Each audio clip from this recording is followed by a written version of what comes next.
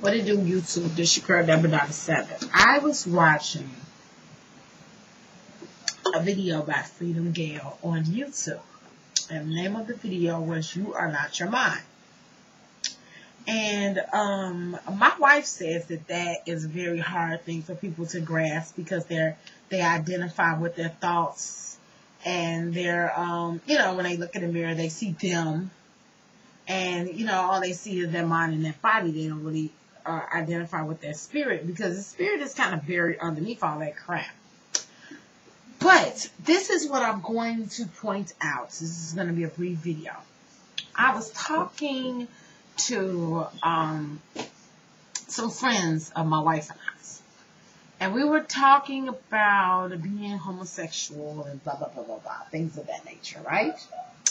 And the chick makes this comment. Now, me, I talk to you guys. I really don't talk a lot to people in social settings because I don't think like a lot of different people, and I'm not really go along with the rest of the crowd. So I ask a lot of questions. I ask mostly when I'm in a social environment. I pose interesting topics to get people to talk about themselves because it puts them at ease and they enjoy themselves better when they can be the center of attention. And I understand that. So by all means, I put the spotlight right on them. Hey, what do you think? What do you feel? How do you feel about that? I'm a Dr. Phil type motherfucker. But, I share my thoughts with you guys. So this chick was saying you can't control who you fall in love with. And I beg to disagree with that. Because I'm like, you can't control who you fall in love with. The initial chemical responses that your body gives off when it's attracted to somebody, those biological, biochemical feelings, giddy, happy, euphoric, nervous, excited, anxiety, all those feelings that you get, the feeling of connectedness to somebody. If you decide to ignore all of those feelings, they'll probably eventually go away. I mean, not ignore them, deny that they're there.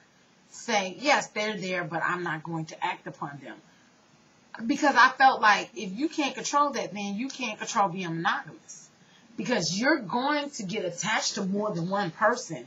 While you're in a relationship, you're going to meet somebody that you're attracted to. Attraction is a drawing like a magnet. You're attracted to them. You're pulling towards them. And you have to be able to control that urge so you won't go all the way to the bedroom, get naked, and do with them, right? So to an extent, you do have some control over things that happen in your mind.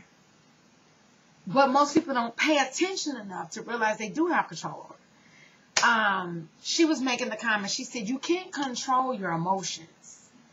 And I was thinking, I don't agree with that, but, keep on going. So now that, I'm sitting down actually thinking about it, no, I don't agree with that. Listen, I feel like this. I feel like you can't control what emotion pops up, right? For example, somebody pissed you off, somebody do something to you, somebody hurt your feelings. You might react with anger, disappointment, however you want to react to it. Now that emotion is automatic, because it identifies with we've been here before, or it identifies with I don't like this feeling. So, that emotion is automatic. You don't have to give that emotion energy. You can observe it. Okay, yeah, look at the anger. It's coming towards me because this motherfucker's ignorant. But I don't have to respond to that anger. I can see it there, and I can let it go back. I'm telling y'all, I work every day with controlling my emotions, right? And sometimes I can do it and sometimes I can't, because sometimes my automatic response, especially when it comes to my wife, you're intruding on my personal space. You're invading and causing a problem in my damn life, and that's very personal to me, and I get very protective of my own personal life and personal space and unique, universe and world I created for myself. I don't like anybody intruding on it. So that's my issue. But the thing is, there's a consciousness. When we talk about being conscious, and you hear spiritual people talk about being conscious, there's an awareness that you have that you can actually step outside of your emotions and look at them. It's all about paying attention to your thoughts and what pops up, and not just being the thinker, but being the observer of what's being thought. And I don't know how easy it is for people to do that. It's very easy for me to do it, only because I've done it for so many years that I realize that I'm not my mind. Because I'm this conscious existence observing these things going through life.